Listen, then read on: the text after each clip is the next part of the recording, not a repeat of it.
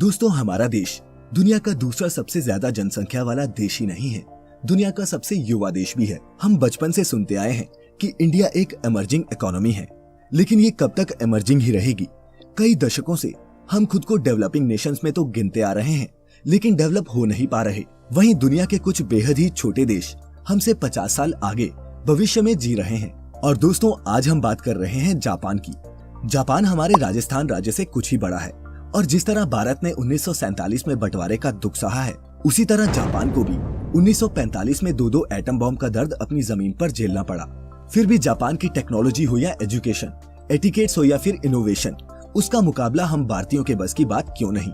नहीं, इसका कारण जापानियों का बेहद मेहनती होना नहीं है, ये एक मिथ है। तो वो क्या क्या कारण है जिस वजह से नहीं कर सकता भारत जापान की बराबरी?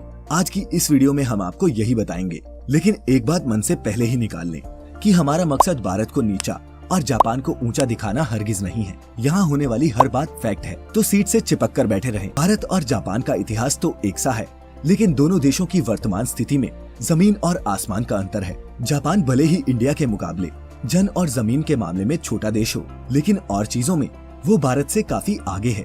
सबसे पहले तो जापान के बारे में कुछ भ्रांतियां हम मिटाएंगे जो आम बोलचाल में हमें अक्सर सुनने को मिलती हैं। सबसे पहली भ्रांति वो ये है कि जापान के लोग बहुत मेहनती हैं, इसीलिए वो देश इतना आगे है। हाँ, जापानी मेहनती हैं, पर क्या हम इंडियंस मेहनती नहीं?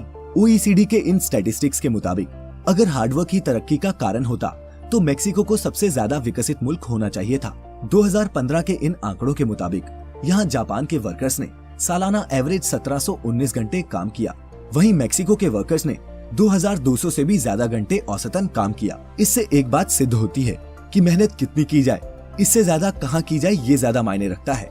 ये भी कहा जाता है कि जापान अपने एक्सपोर्ट बिजनेस से डेवलप हुआ है। जापान जितनी चीजें इंपोर्ट करता है उससे ज्यादा एक्सपोर्ट करता है। इसे ट्रेड सरप्लस कहते हैं, लेकिन ट्रेड सरप्लस और देश की तरक्की का कोई डायरेक्ट रिलेशन नहीं है। उदाहरण के तौर पर रशिया का ट्रेड सरप्लस 41 बिलियन डॉलर से ज्यादा है। ईरान का भी ट्रेड सरप्लस 21 बिलियन डॉलर है, जबकि अमेरिका और यूके जैसे देश ज्यादा एक्सपोर्ट नहीं इंपोर्ट करते हैं। यहाँ यूएस का ट्रेड डेफिसिट, जिसका मतलब होता है कि एक्सपोर्ट से जितना ज्यादा इंपोर्ट किया हो, 500 बिलियन डॉलर है। वहीं यूके का ट्रेड डेफिसिट 91 बिलियन डॉलर है। अब आप ही बताइए, ज्यादा डेवलप्ड कौन से देश हैं, रशिया, ईरान या फिर यूके, यूएस? तो इन भ्रांतियों को मिटाने के बाद अब आते हैं असली जवाब की तरफ कि आखिर क्यों जापान भारत से ज्यादा विकसित है। कैमरा से कैलकुलेटर तक, रिस्ट वॉचेस से प्रिंटर्स तक और बाइक से कार्स तक, जापानीज प्रोडक्ट्स अपनी क्वालिटी के लिए दुनिया भर में बिकते हैं। जापान ने अपने प्रोडक्ट्स की क्वालिटी और डिजाइन आर्ट कई साल लगाकर परफेक्ट किया है। 19वीं सदी में जापान ने रिसर्च और डेवलपमेंट में भारी निवेश किया। एक छोटे से देश के लिए जिसमें एग्रीकल्चर लायक जगह की भी कमी हो के लिए फास्ट इनोवेशन जरूरी भी थी। जापान ने सिर्फ अपनी मार्केट ही नहीं, यूरोप और अमेरिका की मार्केट और कस्टमर्स को भी समझा और उनकी जरूरतों के हिसाब से ड्यूरेबल प्रोडक्ट्स देने की कोशिश की। यही कारण है दोस्तों कि आप दुनिया में कहीं भी हो, कोई ना कोई कॉस्ट इफेक्टिव, ड्यूरेबल और प्रिसाइज जापानी प्रोडक्ट आपको अपने आसपास देखने को मिल ही जाएगा। एक समय पर टोयोटा का, जो एक जापानी कार मेकर है, का अमेरिकन कार मेकर्स मजाक उड़ाते थे, और आज टोयोटा दुनिया में सबसे ज्यादा कार बेचने वाली कंपनी है। जापान में हाईटेक टॉयलेट्स बहुत पहले से ही चलन में है। ये हाईटेक टॉयलेट्स आपका ब्लड प्रेशर, शुगर, शरीर का तापमान सब कुछ अपने आप ही चेक कर देते हैं। दोस्तों, ऐसे कई प्रोडक्ट्स हैं जिन्हें आप अब भी इनोवेशन मानेंगे, लेकिन वो जापान में कई दशकों से इस्तेमाल में आ रहे हैं। जापान रोज इनोवेशन के जरिए नई तकनीक दुनिया के सामने लाता है, जबकि हमारा देश टेक्नोलॉजिकली अभी करीब करीब दूसरे देशों पर ही निर्भर है। जापान में 210 किलोमीटर प्रति घंटे की रफ्तार से चलने वाली बुलेट ट्रेन है, जो 1964 में ही आ गई थी। जी हाँ, 1964 में ही। जबकि हमारे पास अभी भी 160 किलोमीटर प्रति घंटे की अधिकतम स्पीड वाली फास्टेस्ट ट्रेन है। हमारे देश में मुंबई अहमदाबाद रूट पर भविष्य में चलने वाली बुलेट ट्रेन भी जापान के पैसे और उसी की टेक्नोलॉजी की सहायता से बनाई जा रही है। इकोनॉमी की बात करें तो जापान विश्व की तीसरी सबसे बड़ी इकोनॉमी है, जबकि भारत 5वें नंबर पर है। जापान में यहाँ औसतन व्यक्ति सालाना 36 लाख रुपए या फिर महीने में 3 लाख रुपए तक कमाता है। वहीं भारत में प्रति व्यक्ति सालाना आय 1.5 लाख रुपए के करीब है। दोस्तों, इसका मतलब है कि एक जापानी एक महीने में ही एवरेज इंडियन की 2 साल की कमाई के बराबर कमा लेता है। तो इतना बड़ा फर्क आखिर है क्यों? इतने छोटे से देश की इतनी बड़ी इकोनॉमी हुई कैसे? एक उदाहरण की मदद से आप ये बेहतर समझ पाएंगे। फर्ज करिए आप कपास के व्यापारी हैं और मैं एक कपड़े की फैक्ट्री चलाता हूँ। मुझे कपड़ा बनाने के लिए कपास खरीदनी है, जिसका भुगतान मैं बैंक से लोन लेकर करूंगा। मैंने आपसे 1 लाख रुपए की कपास खरीदी, जिससे मुझ पर 1 लाख रुपए का लोन चढ़ गया और आपकी 1 लाख की कमाई हो गई। आपने गौर किया कि मेरा कर्ज आपकी इनकम बन गई, और इसी तरह अगर कोई और लोन लेकर मुझसे कपड़ा खरीदेगा तो उसका लोन मेरी इनकम बन जाएगी, जिससे मैं अपना बिजनेस, घर परिवार सब चला पाऊंगा और इन्वेस्टमेंट्स भी करूंगा। अब ये क्रेडिट या लोन बैंक मुझे नहीं देता तो ना मैं आपसे कपास खरीद पाता और ना ही आगे कपड़ा बेच पाता, जिससे ना मेरी आमदनी होती और ना आपकी। कपड़े की फैक्ट्री भी नहीं चल पाती।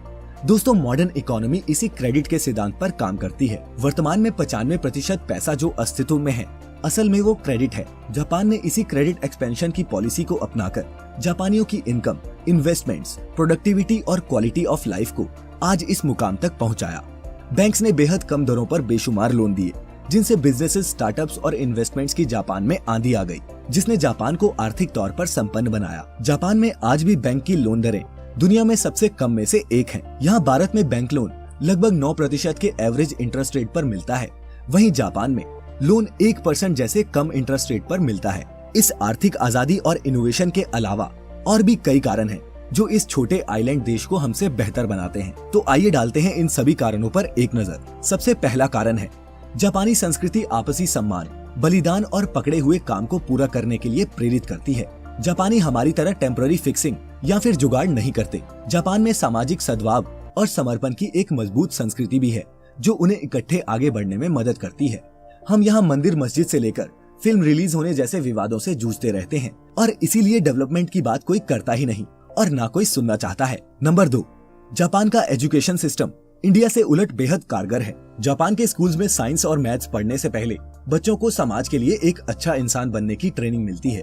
जापानी स्कूल्स में जब तक बच्चा 10 साल का या फिर ग्रेड 4 में नहीं पहुंच जाता तब तक उसका कोई एग्जाम नहीं होता और इस दौरान उसे व्यवहार, शिष्टाचार, एटिकेट्स और मैनर्स सिखाए जाते हैं, जिससे वो आगे चलकर एक सभ्य मनुष्य की तरह बर्ताव करे। दोस्तों, आपको जानकर हैरानी होगी कि जापान में स्कूल्स की सफाई खुद बच्चे ही करते हैं, जिससे वो दूसरों के काम की इज्जत करना सीखते हैं। जहां एक और जापान का एजुकेशन सिस्टम पूरी तरह इनोवेशन को बढ़ावा देता है, वहीं हमारे देश में एजुकेशन का एक ही ऑब्जेक्टिव है और वो है लोगों को शिक्षित करना। यानी आपने पढ़ना लिखना सीख लिया तो आप एजुकेटेड हो गए। यही कारण है कि हमारे देश में लोग बड़ी बड़ी डिग्री हासिल करने के बाद भी बेरोजगार हैं और ऐसा इसलिए है क्योंकि उनके पास इंडस्ट्री के हिसाब से स्किल ही नहीं है, जबकि जापान में ऐसा नहीं है। जापान में लोगों को स्किल्ड बनाया जाता है, जिसके लिए उन्हें स्कूल में ही कई तरह की ट्रेनिंग्स और वर्कशॉप्स दी जाती हैं। जापान की इस डेवलपमेंट में तीसरा सबसे इम्पोर्टेंट फैक्टर है करप्शन। जापान में करप्शन ना के बराबर है। लोग अपने काम और अपनी सोशल रिस्पॉन्सिबिलिटीज पूरी ईमानदारी से करते हैं और ये किसी भी देश के आगे बढ़ने का एक मुख्य कारण हो सकता है। वहीं हमारे देश भारत में करप्शन तो जैसे बच्चे के पैदा होते ही उसकी नसों में भर दिया जाता है। एडमिशन के लिए घूस देते बाप को देखकर जो लड़का अफसर बनेगा वो खुद घूस कैसे नहीं लेगा। करप्शन यहाँ एक आम बात है।